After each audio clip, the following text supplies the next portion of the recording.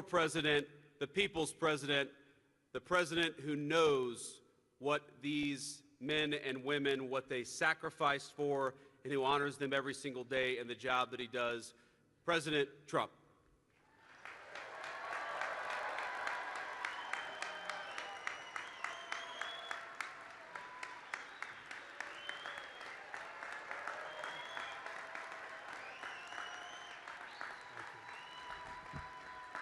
Thank you very much. Thank you. Thank you very much. Very special place and a very special day. Thank you to Vice President Vance, doing a terrific job. Thanks also to a man who has devoted his life to service members and veterans, Secretary of Defense Pete Hegseth, who's doing really well. He went through a lot, didn't he? But he's doing really well. He's a tough cookie. That's what we want, is a tough cookie.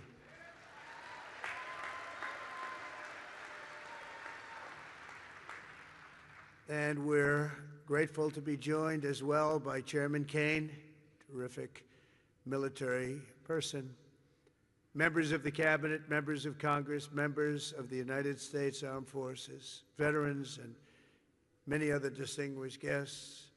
We gather today to honor the incredible service members who rest in glory in this cemetery and burial grounds around the world and in 1,000 lonely places known only to God. In every hour of peril, in every moment of crisis, American warriors have left behind the blessings of home and family to answer their nation's call. They've offered all that they had within them and given their last breaths to each and every one of us that we might live safe and breathe free. This morning we pay tribute to their immortal deeds. We share in the sorrow of their beloved families, and as one nation we give thanks for the ultimate gift they have so selflessly given to all of us. These warriors, and that's what they are, as great, great warriors, picked up their mantle of duty and service, knowing that to live for others meant always that they might die for others. They knew that. They asked nothing for it. They gave everything, and we owe them everything and much, much more. Each of the service members who have made the supreme sacrifice for our nation has also left an unfillable void and an unbreakable silence in the lives of all who love them. For the families of the fallen, you feel the absence of your heroes every day in the family. These are great families. These are wonderful families. In the familiar laugh no longer heard, the empty space at Sunday dinner, or the want of a hug or a pat on the back that will never come again. Every Gold Star family fights a battle long after the victory is won, and today we lift you up and we hold you high.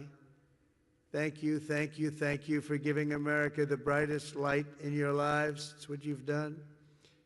We will never, ever forget our fallen heroes, and we will never forget our debt to you. This Memorial Day is especially significant as we commemorate 250 years since the first American patriots fell on the field of battle. 2.5 centuries ago at Lexington Green, Concord Bridge, Bunker Hill, brave Minutemen and humble farm boys became the first to give their lives for a nation that did not yet have a name. With their deaths, men like John Brown, 23, Samuel Hadley, 28, and Abner Hosner, 21, ignited the flame of liberty that now lights the inspires everybody and the entire world. Those young men could never have known what their sacrifice would mean to us, but we certainly know what we owe to them. Their valor gave us the freest, greatest, and most noble republic ever to exist on the face of the earth, a republic that I am fixing after a long and hard 4 years. That was a hard 4 years we went through.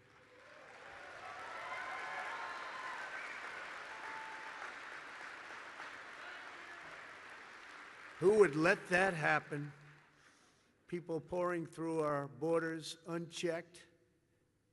People doing things that are indescribable and not for today to discuss. But the republic that is now doing so very well, we're doing so very well right now, considering the circumstances, and we'll do record-setting better with time. We will do better than we've ever done as a nation, better than ever before, I promise you that.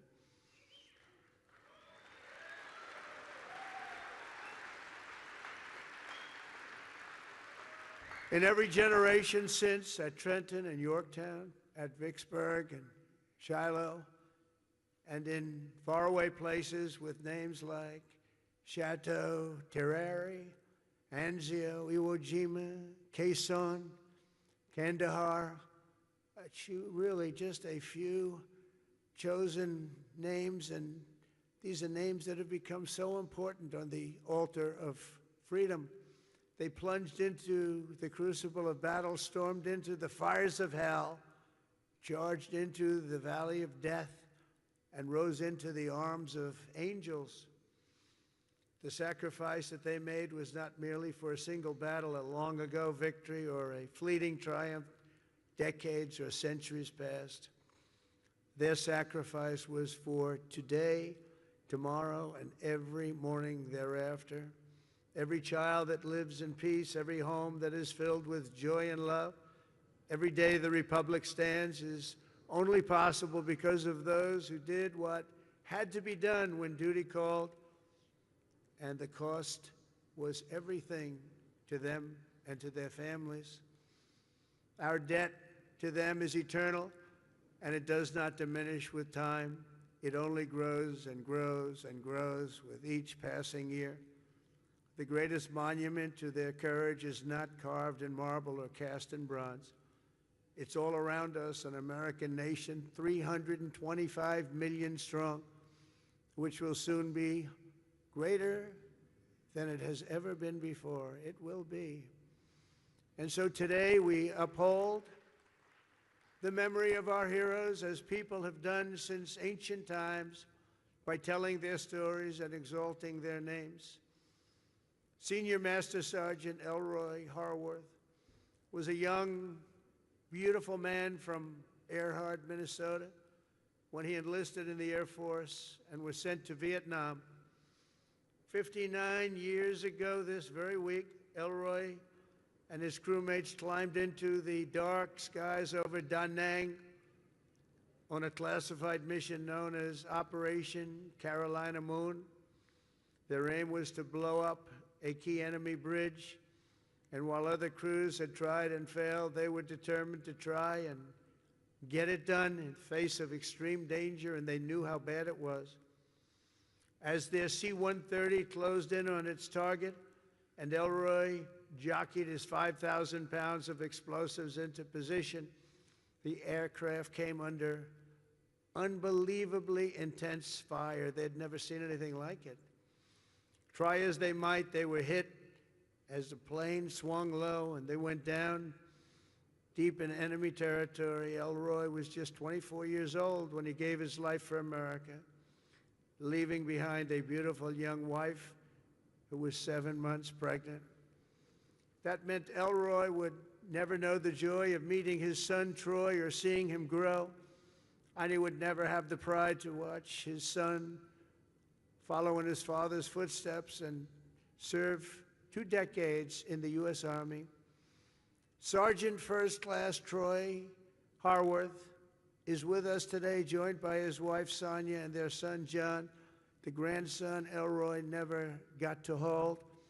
Thank you, Troy, and thank you, John, and above all, thank you, Elroy. Thank you very much. Please stand up. Thank you, wherever you may be.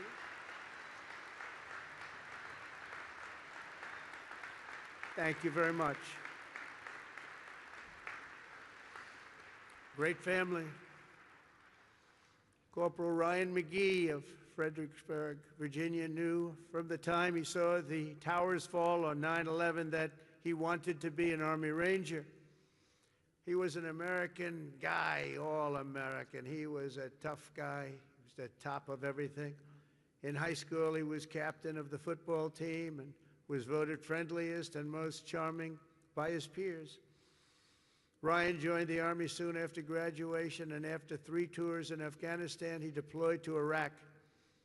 He and his unit were tasked with hunting down a weapon facilitator and a suicide bomber cell near Baghdad, a vicious, vicious cell, killing many, many people. 16 years ago this month, they engaged the enemy in a firefight, and Ryan was mortally wounded.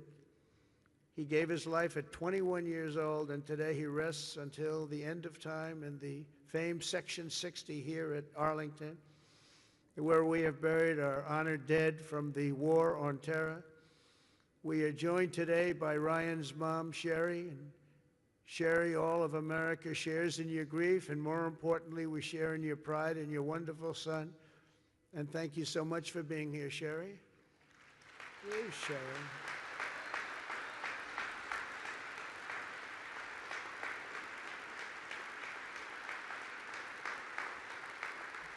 Thank you, Sherry. Thank you very much. On behalf of everyone. This crowd is so big, she's hard to find. Once I saw her, she really stands out.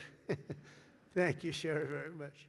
Senior Chief Petty Officer Shannon Kent grew up in Pine Plains, New York, before enlisting in the Navy in 2003, and she quickly became one of the rising stars. She was an absolute winner. As a linguist, translator, and cryptologic technician, Shannon worked alongside elite special force units like Delta Force and Navy SEALs to help them capture and kill terrorists.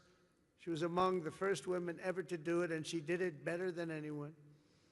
In January 2019, Shannon was on her 5th combat deployment, embedded with a team hunting ISIS terrorists through the streets of Syria when a suicide bomber detonated his weapon, killing Senior Chief Kent and 3 other wonderful, beautiful Americans. She left behind her husband, Joe, and their 2 sons, 3-year-old Colt and 18-month-old baby Josh. Today, Shannon rests in peace on these grounds alongside her comrades. To her boys, Colt and Josh, who are here this morning, now aged 9 and 7, let me say your mom was a hero, and her love, her strength, and her spirit are always with us and always be with you. She loved her boys. To Joe, the boys, Shannon's parents, Mary and Stephen, and her sister Mariah, Shannon's name will live forever in the chronicles of true American patriots. I just want to thank you, and thank you so much for being here in honor of your magnificent family member. Stories like Shannon's, Ryan's, and Elroy's remind us of the real meaning of the day. And I want to just say, please stand up wherever you may be. The boys, I want to see those boys. Where are you?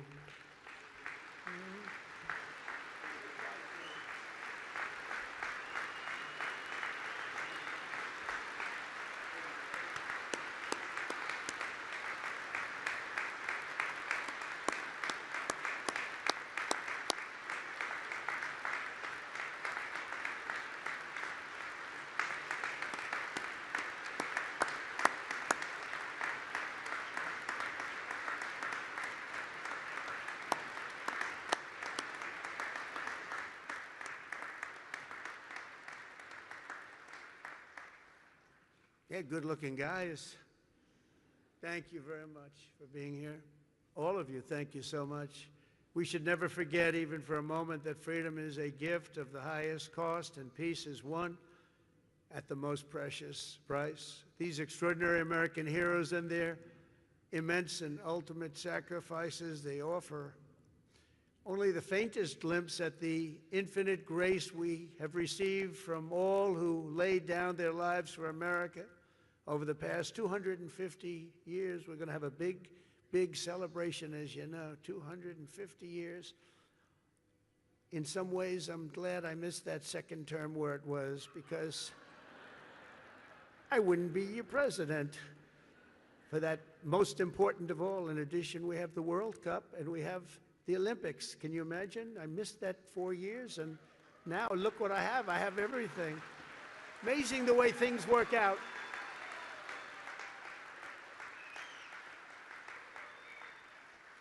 God did that. I believe that too. God did it.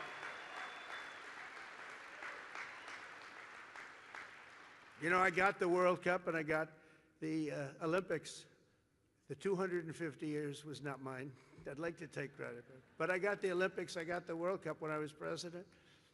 And I said, boy, it's too bad I won't be president then. And look what happened. I turned out, and we're going to have a great time. We're going to have a great celebration. But most important of all is the 250th anniversary. That blows everything away, including the World Cup and including the Olympics, as far as I'm concerned.